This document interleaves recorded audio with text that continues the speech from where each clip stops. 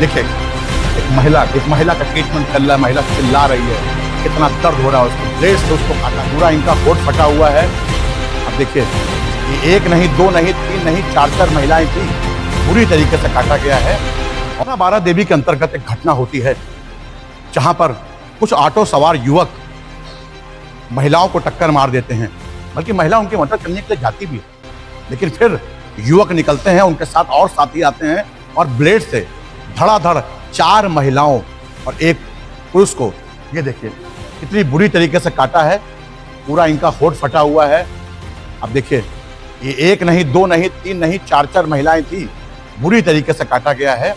और किस तरीके के लोग हैं, किस तरीके के अपराधी हैं जो कि महिलाओं को गिरा के मार रहे थे और महिला चिल्ला रही थी कि मेरी मदद करिए।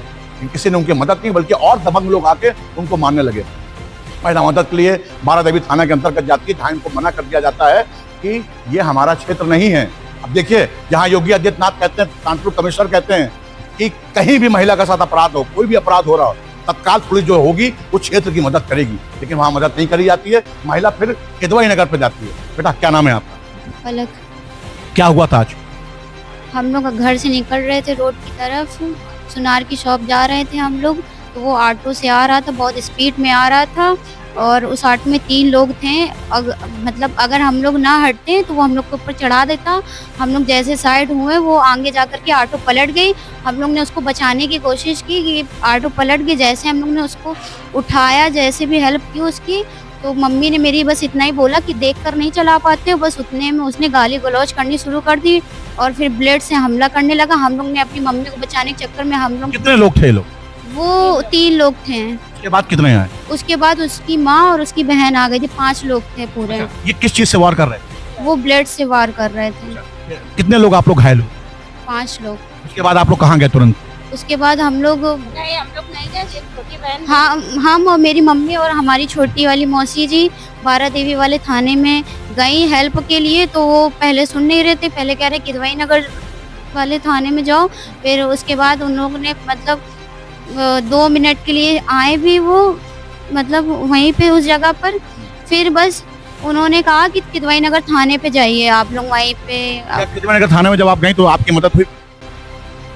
एप्लीकेशन लिखवाई, फिर उन्होंने मेडिकल के लिए भेज दिया। उसकी पुलिस तत्काल उस घटनास्थल पे आई? हाँ आई। उसके बाद क्या हुआ? वो आरोपी कहाँ गए? वो आरोपी को लेने गए, लेकिन वो घर पे नहीं मिला। और क्या नाम है आरोपियों का?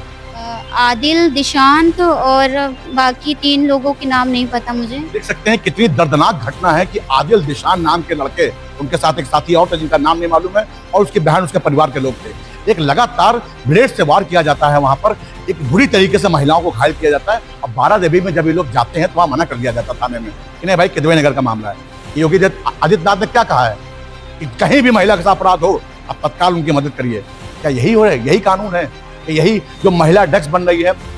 हर थाने में कानपुर कमिश्नर एक महिला डेस्क बनाते हैं, मिशन शक्ति का एक निर्माण कर रहे हैं, एक मिशन शक्ति को आगे बढ़ा रहे हैं। कानपुर कमिश्नर जिस तरीके से अपराधियों की कमर तोड़ने का काम कर रहे हैं, लेकिन नीचे स्तर पे क्या हो रहा है, अपराधियों को कुछ समझ में नहीं आ रहा, वो दिन दहाड़े अपराध कर रहे हैं। उनको डर नहीं है कानपुर कमिश्नर का, उनको बस ये है कि मुझे तो अपराध करना है, चाहे पुलिस हो, चाहे योगी आदित्यनाथ हो, चाहे किसी की भी सरकार हो, मैं धड़ल्ले से अपराध करूंगा, मुझे डर नहीं है। अब ये देख लीजिए 1 2 3 एक महिला अंदर है। आप देखिए दीदी, आप देखिए किस तरीके से,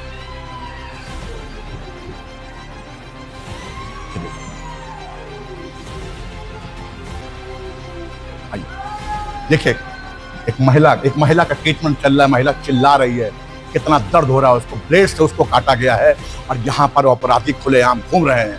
जिस तरीके से कानपुर कमिश्नर कमर तोड़ने का वादा करते हैं, ऐसे अपराधियों को क्रश कर देना चाहिए और जेल की सलाखों के पीछे भेजना चाहिए, ताकि कानपुर के जो जनता है उनका विश्वास कानपुर कमिश्नर पर लगातार बना रहे, उनको लगे कि हाँ कानपुर कमिश्नर हमारे साथ है, कानपुर पुलिस हमारे साथ है, और ऐसे अपराधियों की कमर तोड़ के जेल की सलाखों के पीछे भेजना चाहिए। कैमरामैन प्रकाश शुक्ला के साथ दिवाकर पाठक, भारत न्यूज़ न्यूज़ कानपुर। प्रीति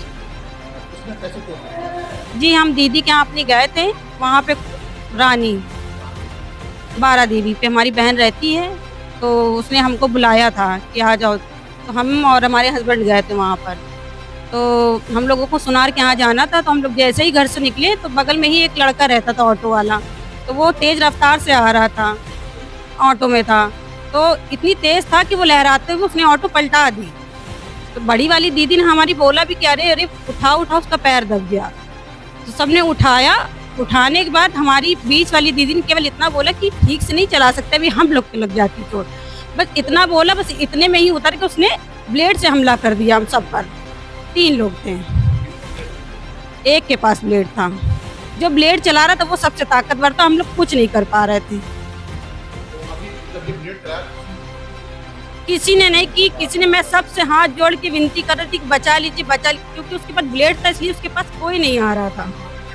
नहीं, एक लड़का चला रहा था। 2 लड़के हाथ और पैर से मार रहे थे, 2 लड़के हाथ और पैर से मार रहे थे, प्लस उनकी बहन और मम्मी।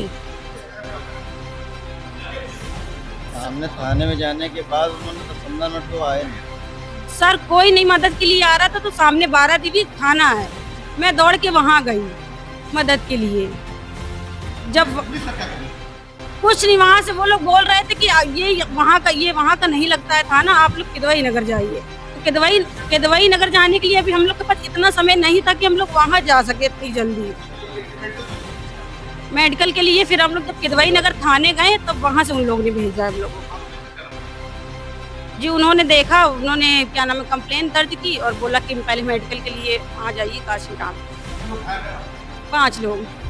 जिस तरीके से कानपुर कमिश्नर कमर तोड़ने का वादा करते हैं, ऐसे अपराधियों को क्रश कर देना चाहिए और जेल की सलाखों के पीछे भेजना चाहिए, ताकि कानपुर के जो जनता है उनका विश्वास कानपुर कमिश्नर पर लगातार बना रहे। उनको लगे कि हाँ, कानपुर कमिश्नर हमारे साथ है, कानपुर पुलिस हमारे साथ है, और ऐसे अपराधियों की कमर तोड़ के जेल की सलाखों के पीछे भेजना चाहिए। कैमरामैन प्रकाश शुक्ला के साथ दिवाकर पाठक, भारत।